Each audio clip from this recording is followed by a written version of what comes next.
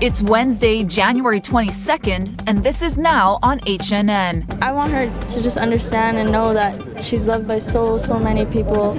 Candles and memories shine bright at vigils honoring HPD's 2 fallen officers. It's going to be hard waking up in the morning and not, getting a phone call. Meanwhile, the police chief says we need big changes in how police and the community deal with mental illness. These officers died for us. And we've learned the suspect in Sunday's tragedy may have used his landlord's guns to ambush the officers. Opening arguments begin in the impeachment trial of President Trump. I'm Natalie Brand on Capitol Hill with what the president is saying about witnesses. These stories plus the Warriors football team has a new head coach coming up on This Is Now.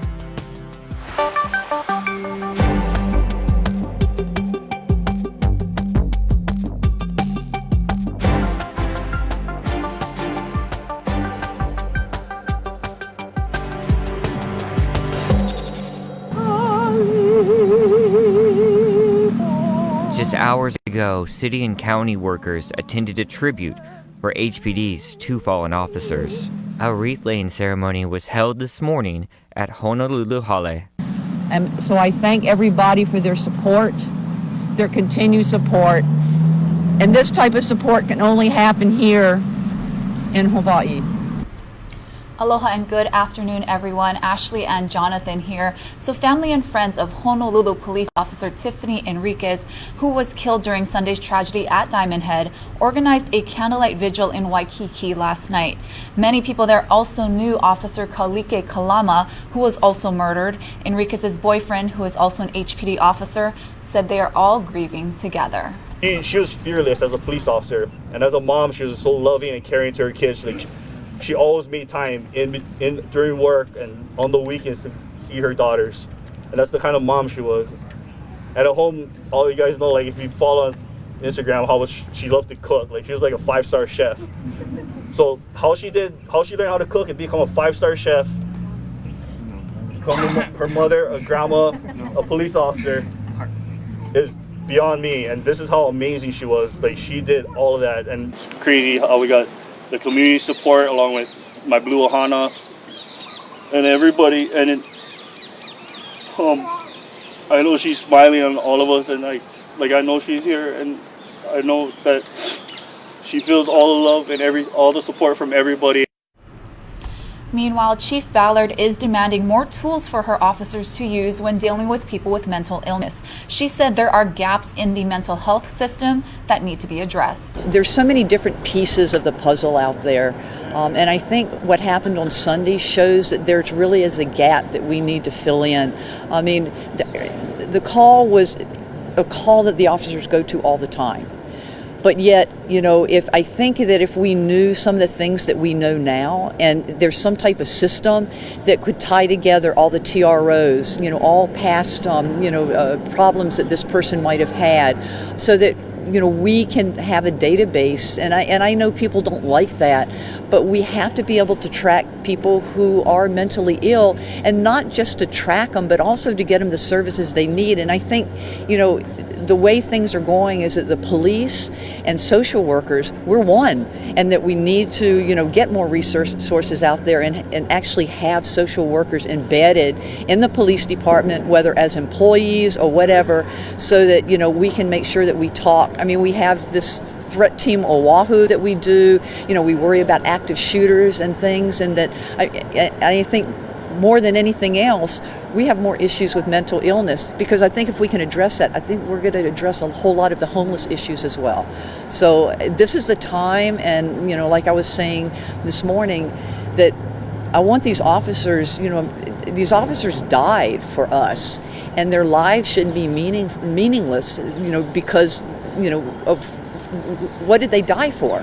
And I think now is a time that Tiff and KK are put out there and said, you know what, let's push these mental health bills. Let's get permanent residential treatment facilities for the mentally ill, so that they don't have a choice. If you're mentally ill, you are going to go to a facility, you're going to get the help that you need, because obviously you cannot make those decisions on your own. And I know it sounds tough, but I think it's time for tough love now.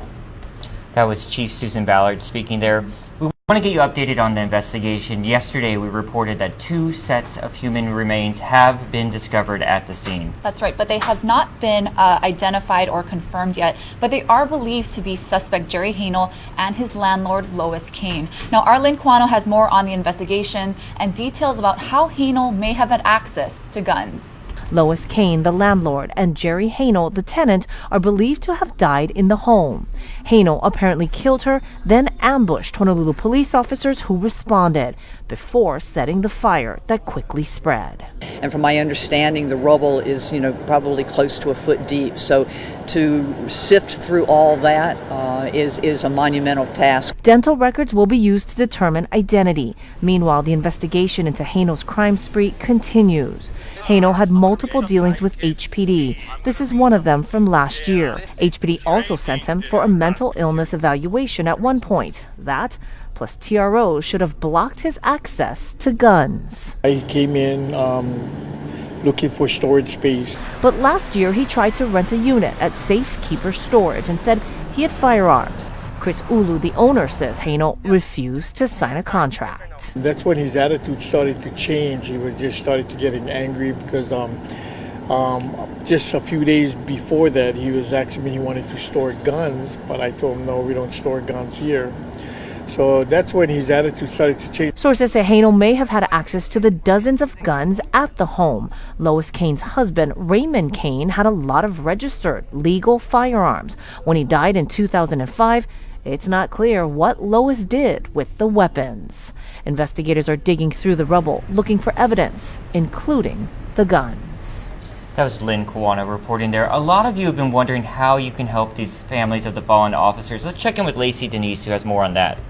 There's been an outpouring of community support after Sunday's tragedy at Diamond Head. A fund has been set up at the Hawaii Law Enforcement Federal Credit Union. Donations are being accepted at all 3 branches. GoFundMe has also verified an account to help the family of Officer Tiffany Enriquez. The fundraiser is being administered by the officer's aunt. The website has also reviewed and verified a fundraising campaign for both officers started by Hawaii Island Correctional Officer Alo Ahuna Alo Faituli. On Oahu, TJ Sports Bar and Grill on Kapi'olani Boulevard said all proceeds from the January 26 fundraiser will be split among the Enriquez and Kalama families. The manager said HPD officers often frequent the bar, and it was a favorite hangout spot for Enriquez, which is what inspired them to put together the event. And the upcoming Hula Bowl is planning a massive fundraiser for the Enriquez and Kalama families. They're donating $5 from every purchased ticket to the game. Kickoff is Sunday evening at Aloha Stadium. We posted all of this information on our website at hawaiinewsnow.com. Thank you, Lacey. And you know what? We're going to have continued coverage of this tragedy coming up on our evening newscast at 5:36, and 6:30. We're also going to have continued coverage on all our digital platforms. We posted a special report, mini documentary about the tragedy there on all our digital platforms as well. But we got to move on to some other news from here at home. That's right. So health news now. Chinese state media says the city of Wuhan is shutting down outbound flights and trains as a new virus spreads widely. Here at home, our Lisa Kubota spoke to health officials just a moment ago who are urging residents to be alert. The state is urging people not to panic but to remain vigilant. The health department sent a medical advisory to physicians across the state on Tuesday. The new coronavirus from Wuhan City in China now has more than 300 confirmed infections and several deaths in that country. There are also confirmed cases in Thailand, Japan, and South Korea. Plus, there's now 1 case in Washington state. Expanded screenings for symptoms like fever, cough, and trouble breathing will happen at 5 airports in New York City, San Francisco, Los Angeles, Atlanta, and Chicago. There are no direct flights to Hawaii from Wuhan, but there is one from Shanghai. Although this particular virus is new, it's the response, the general response is not new. And I can say that over the years, the CDC in Hawaii, and we're lucky to have them at the airport in Honolulu, the State Health Department and the Department of Transportation has worked very well together. There's been 1 confirmed case here in the United States in Washington State, 1 individual who brought the disease with him back to the United States. There are tens of thousands of cases of flu every year, and thousands of people die from the flu every year. We haven't had any deaths here in the United States from this virus. flu by far is having far more impact on the community than this illness has. The health department is also urging anyone 6 months of age or older to receive a flu vaccination. Since the symptoms may be similar, they say that it would be helpful to have more people vaccinated against the flu. Reporting from the health department, Lisa Kubota, Hawaii News Now. All right, thanks, Lisa, for that report. So yesterday, Governor Ige delivered his 6th State of the State address. He briefly mentioned the temporary truce on Mauna Kea. The governor joined us this morning on Sunrise. Let's take a look. You know, we wanted to start off by talking about the 30-meter telescope. You know, we reported this morning earlier that India, which put in $200 million into this $1.4 billion project, is wanting to move the project out of Hawaii because it looks like there are going to be problems now and into the future. You know, construction was supposed to start July 15th. We're 6 months later. What have you done in that time to really push this forward? Because it feels a little bit like nothing has happened. Certainly, I've been engaged with the members, the proponents of the telescope, to really understand what they are wanting to do, what their timetable is. You know, I can say it's an international consortium, and they have different perspectives within that consortium, working to really understand what the interest is and what the timetable. I can assure you the overwhelming majority of those involved with the telescope is committed to Mauna Kea. They recognize that Hawaii and Mauna Kea is a unique asset, and there would not be any better place to build the telescope than on Mauna Kea. You know, Governor, one of the things that you mentioned, and it comes up time and time again, is that you want to seek a resolution and a peaceful agreement. And I just got to tell you, sometimes it sounds insincere because we know you want the telescope built. On the other side, they don't want the telescope to be built. And what we've learned over time is that there's really no in between. So maybe we're missing something, but where is the compromise? Where do we see agreement? I do think that there is broad support in the community. There are Native Hawaiians who support the project and recognize that the Native Hawaiian view is that it is an asset and that we ought to be able to use it to expand the knowledge, to explore and really find potentially the beginnings of the universe. And I think lots of people in our community see value in that. Right, but you talk about compromise and seeing both sides come to an agreement. Where can we see those two sides meet together where even the anti-TMT telescope people are for this project? Well, I mean, I think that the opportunity is to encourage engagement. You know, the proponents are interested in participating in culture-based mediation, so certainly we are facilitating those conversations. I think it really is about the broader community stepping back and looking at the project from all sides and helping us find a way. You know, we've been looking at this project for years. You knew this was coming in the pipeline. I mean, you even had a press conference today that construction was supposed to start, I think, the day before. I mean, what is the next move? Well, you know, we continue to work with the proponents to, you know, they've gone through a whole cycle of perspectives, I think, on the project themselves. I have spoken with many of the members, and they are clearer about proceeding on Mauna Kea than they have been. So we continue to work with them and find that space. What is clear exactly? Because I just feel like specifics have been really hard to get in the last several months. Well, it's an international consortium. You talk to different people, they have different perspectives. They need to collectively make decisions. Well, right now, there really wasn't much detail given in the speech yesterday. So do we have a timeline? Do we know when action will be taken? We don't have a timeline. The project doesn't have a timeline. Okay. So what does this say to, you know, you talk about the broader community, you talk about the international community, the international consortium. What does this say to the international world when, you know, you have a consortium that's put in $1.4 billion into a project? It's gone through all the permitting process, it's gone through the courts. Legally, it has a right to build there, from as far as I can tell. I mean, I'm not an attorney. But what does this say to the business community that, you know, you go through all that for years and you still aren't allowed to build there? Well, certainly I think we are recognizing that the world has changed. The recognition of indigenous peoples and the concerns that they have is spreading throughout the world. Certainly members in the consortium recognize indigenous peoples, and they want to be able to have the conversation and engagement and are willing to see if there is a better way to move forward, and we are committed to encouraging that. What is your responsibility or the governor's responsibility to make the TMT project happen? You know, we have already completed our responsibility, which is to go through the permitting process, make sure that the land use is appropriate, and that all of the legal steps have been taken. Right? We are working with Hawaii County Police, Hawaii County Mayor to work through the law enforcement side of that, making sure that we can provide peaceful and safe access to the construction site so that the project can move forward. Yeah. And I know you say it's an international consortium, but at the same time, you're the head of the state of Hawaii. Why were you not more hands-on? I think a lot of people were looking for you rather than Mayor Harry Kim to be taking the lead with this as far as negotiations. Well, I mean, I am engaged and have talked with the members a number of times. I've talked with the consortium more than the mayor has, but clearly law enforcement is a county responsibility. We don't have a state police force. We don't, period. You know, we mentioned that India wanted to move the project. I believe Japan also expressed the same sentiment. Does this sway you at all in thinking that maybe this is not the right place for the 30-meter telescope? It is very clear in meeting and talking with the members that the members feel that Mauna Kea is the best location for the 30-meter telescope on this planet. I don't think that's ever been a question, though. I think the question is, what do you do next?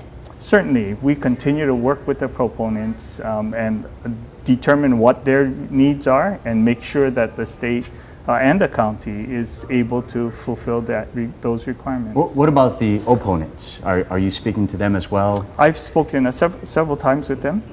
You know, and certainly, you know, communication lines are open. Yeah, is there any indication, though, that they're willing to compromise at any point, or is it still basically they don't want the telescope and you don't? Well, I'm not going to negotiate through the media. Okay. You know, we've had conversations on both sides, and certainly working to bring them together. All right, in talking about this, we understand that the Attorney General's office has filed a lawsuit in one of the groups, one of the nonprofit groups that is funding the Mauna Kea movement, and it's called Kahea. And they're saying that the lawsuit from the AG's office is just another form of oppression and intimidation. What do you say to that? You know, I'm not familiar with that lawsuit. Okay.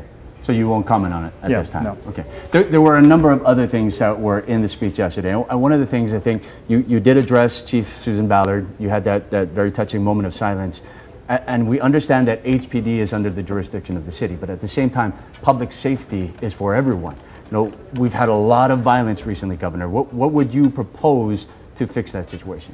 You know, I have had conversations with the chief and the mayor about filling vacancies. You know, they have more than 300 officer positions that they haven't been able to fill. They have a recruitment class that's in progress. So certainly working with the mayor and the chief to see what we can do to try to fill those vacancies.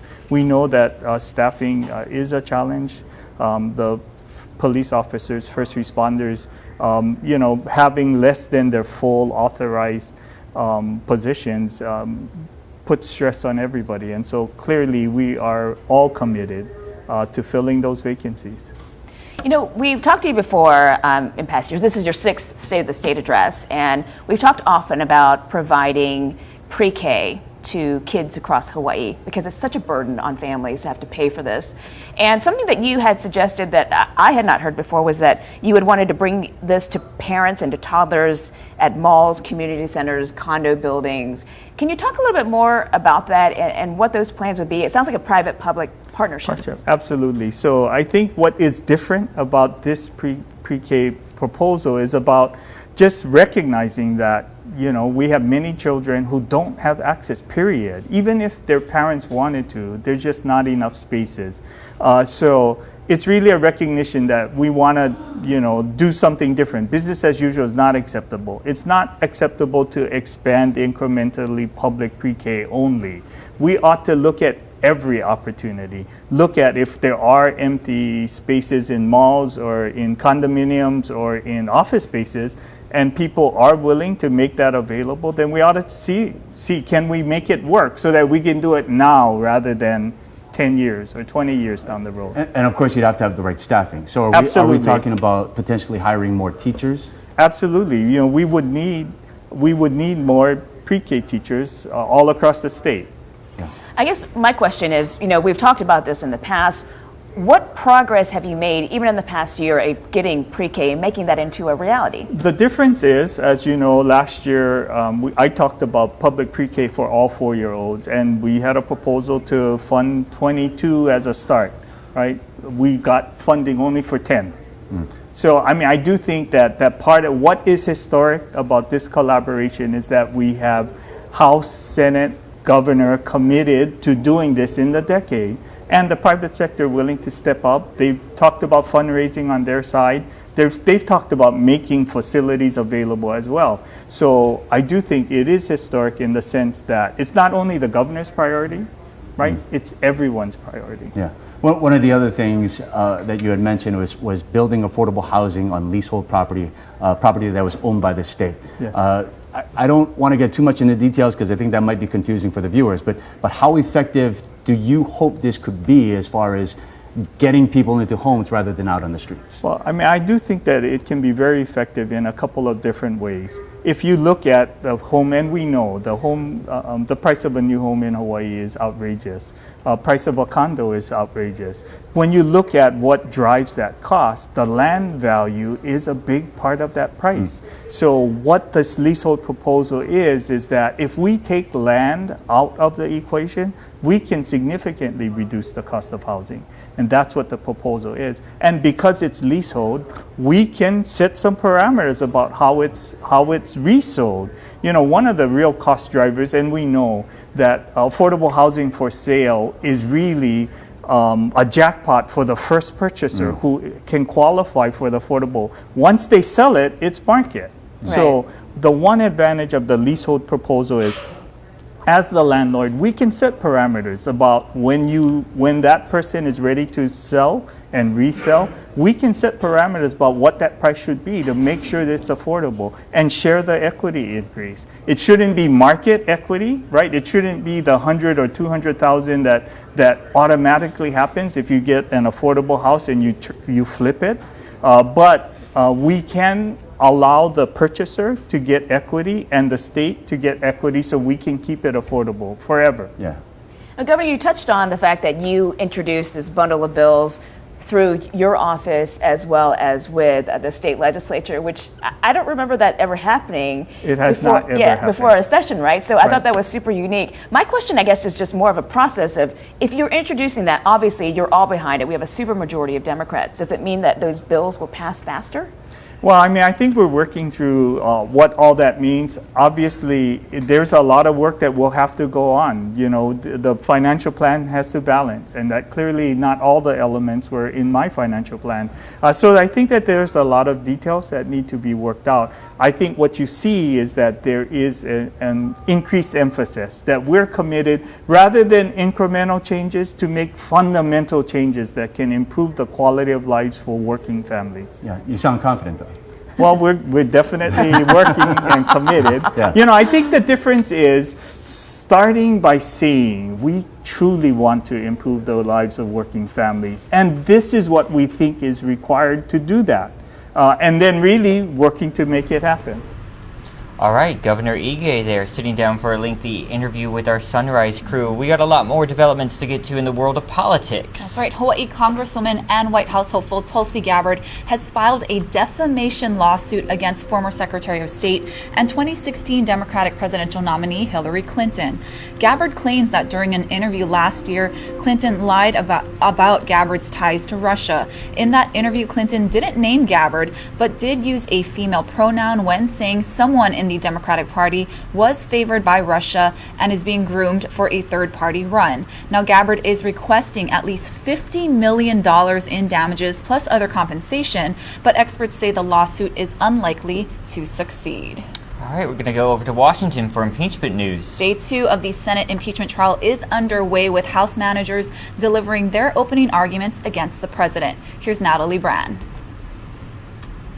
Senate will convene as a court of impeachment. House managers took the lectern to begin making their case for why they believe President Trump's conduct with Ukraine warrants removal from office. In corruptly using his office to gain a political advantage, In obstructing the investigation into his own wrongdoing, the president has shown that he believes that he's above the law. The resolution is agreed to. The early Wednesday vote on the rules of the trial left the question of witnesses for later, after 11 amendments offered by Democrats were voted down. If we're going to hear from witnesses, I have my own witness list.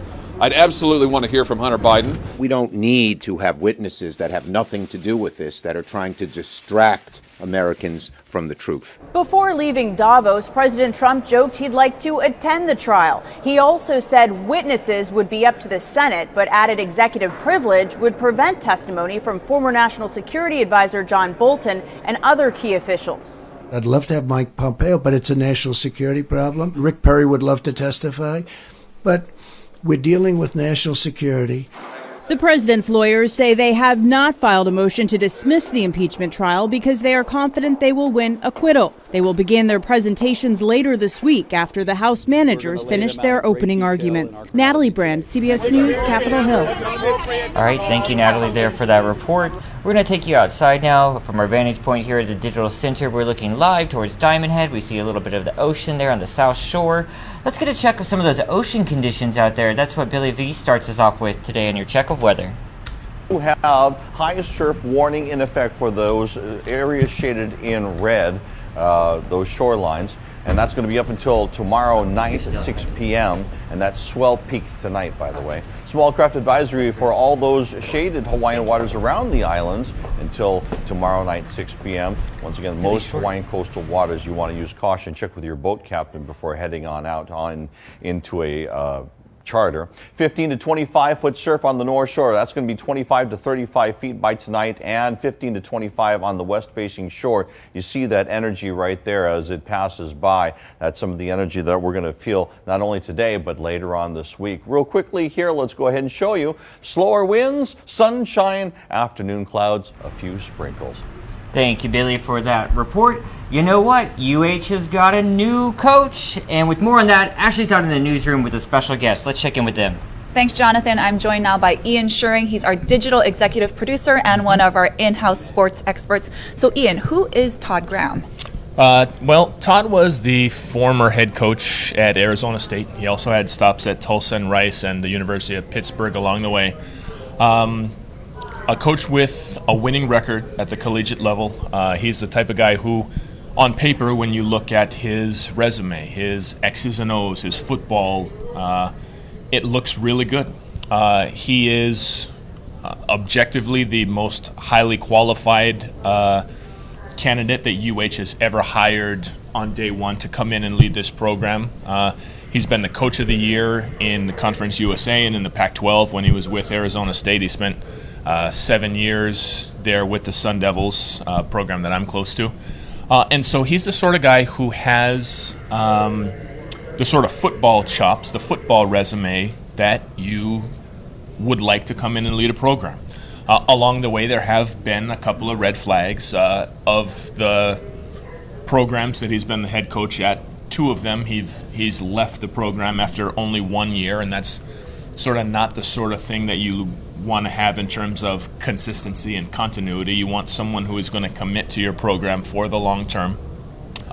And so there are some concerns. You know, there are going to be questions about Coach Graham's fit here in Hawaii. There are no real notable ties to this place that we have. Granted, we haven't had a chance to meet him yet. We're going to have our introductory press conference with Coach Graham at 2 o'clock. We're going to carry it live here on Hawaii News Now.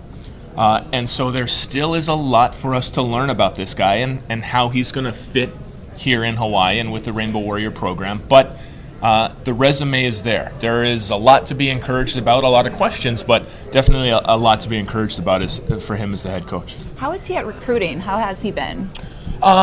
There are some mixed reviews about that. And Hawaii is a tough place to recruit because of sort of the limitations that the program has in terms of facilities and the distance that people have to travel to get here. And so this is not an easy place to recruit.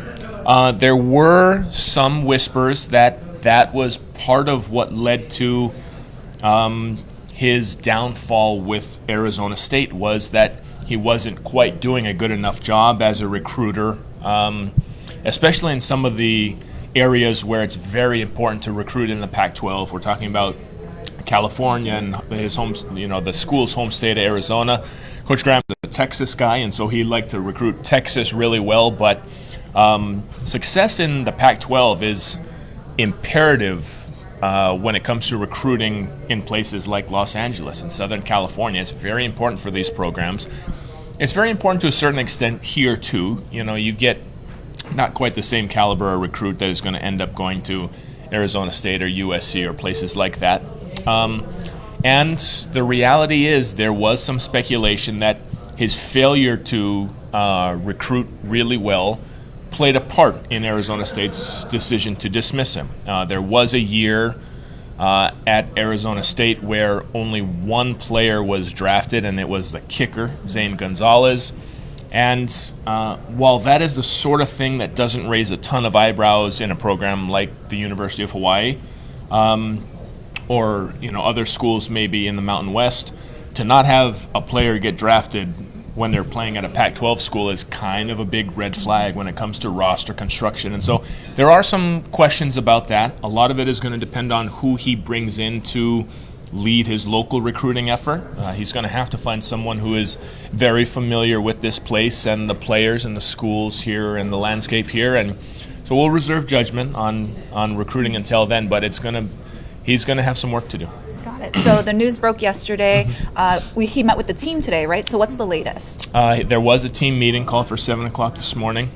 We know that the player showed up en masse. He was introduced. We could hear applause from outside the building. And so we know that the reception, at least initially, was warm. We are going to have an opportunity to talk to some of the people in the program, players and Coach Graham, a little bit later this afternoon. There is still going to be some uncertainty in terms of, a number of coaches who were with the program last year have already left to join Rolo at Washington State. It's not yet known how many of the remaining coaches are going to be offered jobs to stay with the team. And so there isn't a lot that we know about how that meeting went and the moves that Coach Graham has made since then. But these are a lot of questions we're hoping to find out coming up this afternoon. Great. Thank you, Ian, for joining us. No worries. Back to you, Jonathan. All right, guys, thank you so much. Like Ian just said, we're going to have an updated press conference coming up around 2. We're going to stream that for you live, so stick with us on your HNN digital platforms. Let's switch gears here. Let's get over. The Navy has made it official this week. For the very first time, an aircraft carrier was named after an African American. Let's check in with David Martin, who has more on that story. You've heard the roll call of American aircraft carriers: Washington, Lincoln, Roosevelt, Kennedy, almost all of them named for American presidents. But now there will be one called the USS Doris Miller. His story deserves to be remembered and repeated wherever our people continue to stand the watch today. At a ceremony in Pearl Harbor, Acting Navy Secretary Thomas Modly officially named the next carrier after the son of sharecroppers and the grandson of slaves, who served in the segregated Navy of World War II, which did not allow him to handle weapons. He was not given the same opportunities that men of a different color were given to serve his country. But on December 7th, 1941, he would not be defined by the prejudice of other peoples. What Miller did that day has been dramatized in the movie Pearl Harbor. But Congresswoman Eddie Bernice Johnson, who grew up hearing stories about Dory Miller, explained what it meant. In the days of real segregation, a black man from my hometown had stepped up to help save America. 3 of Miller's nieces were at today's ceremony. One of them, Brenda Haven, told us what today would mean to his mother. She'd be so honored to know that someone is caring about her son, because she left this world thinking nobody did. The name of a ship won't erase decades of prejudice and cruelty, but Modly said it can serve as a symbol of Martin Luther King Jr.'s belief that the arc of the moral universe bends towards justice. Whenever the people of the world will see the USS Doris Miller, they will know what we value, what we stand for, and who we are as a people. My uncle, he's alive in our hearts, and he's alive in America. David Martin, CBS News, Washington. Truly a chicken skin moment there. I mean, her soundbite when she said, his mother left the world not thinking that anyone cares. And then this is what came to life this week here, a little bit of history shaping up in our state. Yep, a well-deserved honor and a long overdue change in tradition. Yeah, for sure. Yeah. You know, we have a story about that on our HNN digital platforms if you want to read more about that piece of history. For now, let's take you outside. Another look at Diamond Head on this Wednesday. We'll be back here tomorrow, guys. Bye-bye.